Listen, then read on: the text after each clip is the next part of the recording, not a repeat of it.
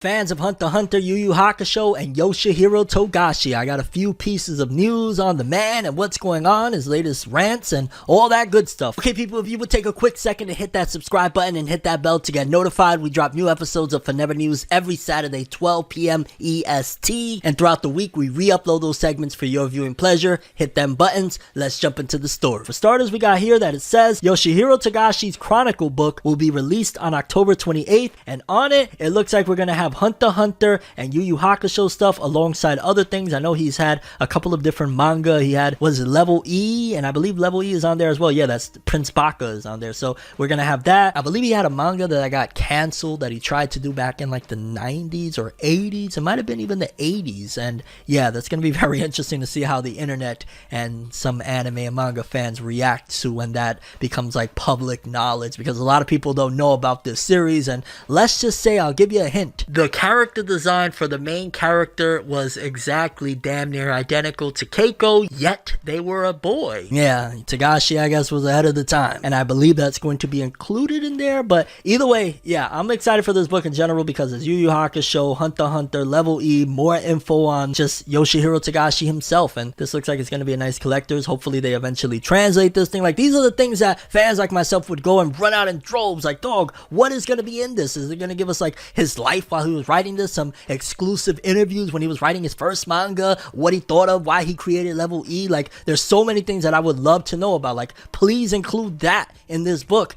and translate it, and I'll buy it. Then on top of that, we reported last week that in the upcoming Weekly Shonen Jump author comments, Togashi was speaking about the creator of Yu-Gi-Oh! That recently passed in a very tragic but heroic way. He basically drowned trying to save people out at sea, and his comment actually said, "I remember us laughing about how both of our series had a jinx in our titles. May you rest in peace." And apparently that was referring to the fact that if you go to the logo for Yu Yu Hakusho, it has 2 stars in between it, and if you go to Yu-Gi-Oh, it had 2 stars in the title as well. I don't know how that's supposed to be a jinx though. Can anybody refer to me the knowledge and the history behind having 2 stars and why that would be a jinx? Is it because 2 out of 5? No, I'm sure there's a lot deeper of a history than that, but yeah, that's off the top of my head. Why else would it be a jinx? And then in the upcoming next week's issue of Weekly Shonen Jump, here's what Togashi had to say, and I ain't gonna lie, I don't know how to feel about this one. Yoshihiro Togashi's author comment from Weekly Shonen Jump issue number 48. "All I want to do is write manuscripts. All I want to do is write manuscripts. All I want to do is write manuscripts." To clear up some confusion, Togashi used the word, which is a katakana, or I'm sorry, kanji symbol, which means draw and or paint.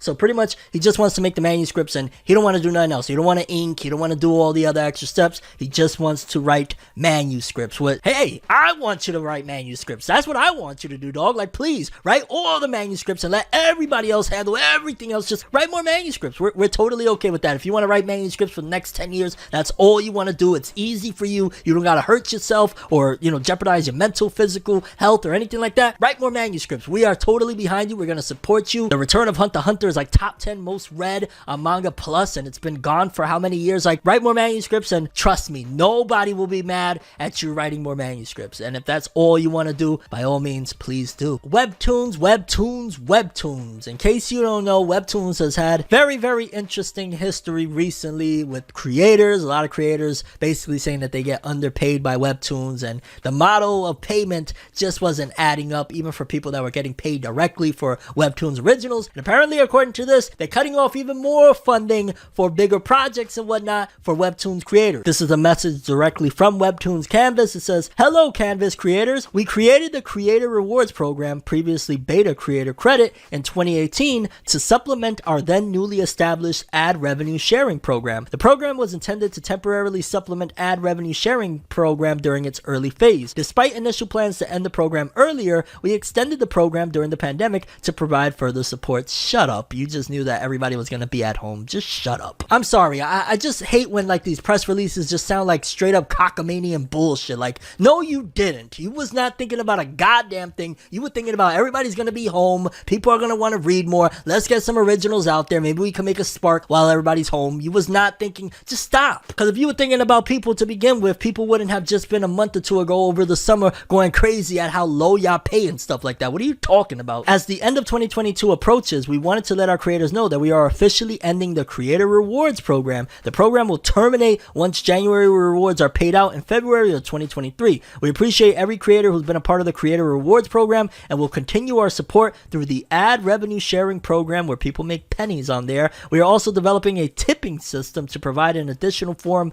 of support, so basically making more people have to take out of their pocket, and Webtoons don't gotta pay anything. Gotcha. And we greatly appreciate your patience until we can share a more accurate release date of the system later this year. Thank you, the Canvas team. So pretty much a lot of the people that were getting funding and whatnot for their comics via straight up this Canvas thing, or if you hit certain benchmarks, you would get certain payments. Kapoots. After January of next year, it's done. It's over with. No more money. Pretty much if you were inspired and you thought, yo, maybe this could be some sort of way I could finally make money off my comics, they just got rid of one more avenue to potentially make money. I recommend, to be honest with you, if you are going to upload on Webtoons, just use it as a platform to get your name out there. Don't expect any real money off of there. There's creators that they get a decent amount of readership and they don't make much of anything. So don't go into Webtoons expecting to make money. Try to go to Webtoons to get whatever audience you can accumulate to your comic, to your manga, whatnot, and try to get revenue in other methods, whether it be to create like motion versions of your manga or upload the mangas entirely to YouTube and try to get monetization over there. I'm giving you guys straight game. You ain't gonna make money really on Webtoons unless they straight up are directly paying you. Try and go different avenues. Try and go maybe opening up Patreons or whatnot, whatever you can do. But this whole thing and a tipping system, like, that never really works, dog. Like, unless you get lucky and you get people just mad,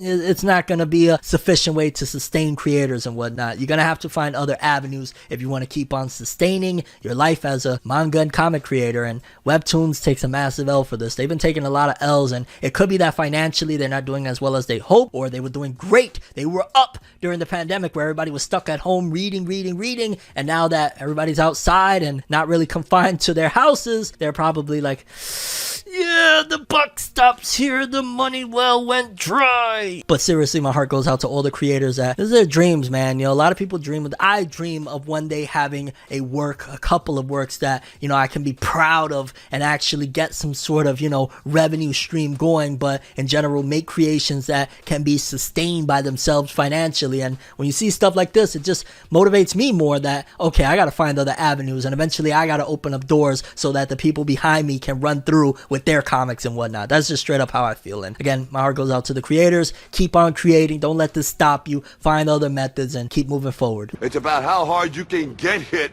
and keep moving forward. I absolutely had to point this one out because in the upcoming issue of Weekly Shonen Jump, Yuki Tabata gave us an update. In case you missed it last week, we spoke about his author comment where Yuki Tabata was worried because his daughter was hospitalized, and in general he was feeling very down. He said he was very lonely, and I again sympathize wholeheartedly. My daughter's been sick in the past. She gets sick during the winters in particular, so it's no laughing matter, especially a father that loves his family and loves his daughter. It really freaking hurts and it really bothers us. But thankfully, Yuki Tabata said, my daughter was safely discharged from the hospital and I had my wisdom teeth removed. I'm very happy. And that's just a testament to, dog, even though I got my wisdom teeth removed and I'm sure he's in massive pain, the fact that his daughter is home, he don't care. Like, dog, I get to relax. I get a week off from Weekly Shonen Jump and I got my daughter out of the hospital. I take the pain because I'm more happier than ever that my daughter's home. Big. Just, I'm so happy to hear that because Yuki Tabata always talks about how much he loves his family, and to hear good news like that, I'm just very freaking happy for the dude. Like, shout outs to you, man. Much love and positivity for your family, Tabata. We love you. Just had to throw that in there. You know, if I give you guys the initial report, I want to give you guys an update, and that was beautiful to hear. And on another side of scandals, we have another big arrest over there in the whole world of things. In case you haven't been following the story of the whole Japan Olympics scandal of arrests and bribery and all that stuff, pretty much one of the heads of Kadokawa recently was caught during the Tokyo Olympics. He was committing crimes by basically trying to bribe some of the committee that do all the sponsorships and whatnot to get Kadokawa sponsorships in the door, and that is a no-no. That is a very big, like, hey, what are you doing? And a lot of dominoes have fallen since then. Like, the head of Kadokawa recently had to resign, and on top of that, he's facing charges and whatnot, and it seems like more people are getting wrapped up in it. Probably hopefully some people are snitching like,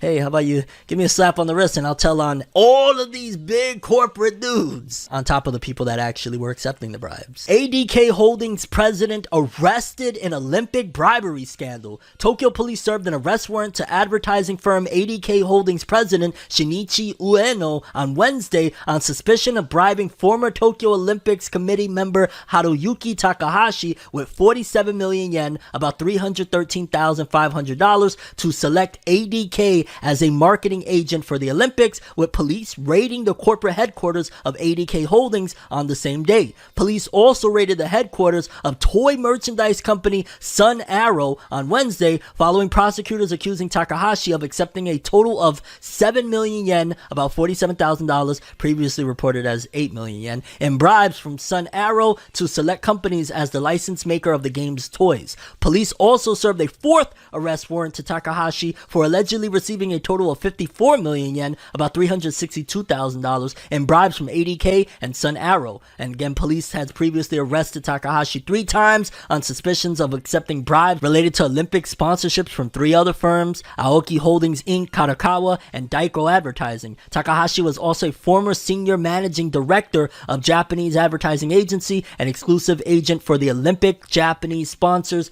Dentsu Inc. And yeah, that thing has been getting very messy, and more than likely everybody involved is going to go down. Now granted, some might get with slap on the wrist, just keeping it real, depending if they have the connections, depending if they have the bread to talk, and if they actually talk, just being honest with you, because that's usually how it crumbles. The people at the bottom is going to get absolutely screwed, but the people that, just have the weight to throw around, so to speak, are going to probably get off with like probation and whatnot. Like, again, I would be deathly shocked if the head of Karakawa goes full term into some sort of prison sentence. I fully expect for him to get probation or something like that, similar to the head of Studio Ufotable with his whole tax scandal. I'm gonna guess that there's a possibility he might get a slap on the wrist, but then again, considering this is the Olympics and it basically is an embarrassment to Japan with all of this going on, this might turn out even harder for them. And if more people already are getting arrested and whatnot, we might not ever see the Olympics over there in Japan and Tokyo ever again, because yeah, that's pretty embarrassing, and they basically disgraced Japan in their eyes. That's usually how they see it, with their pride and whatnot, by doing all of this mess. But I'll keep you updated on it. But yeah, more arrests going down in the whole Tokyo Olympics bribery scandal.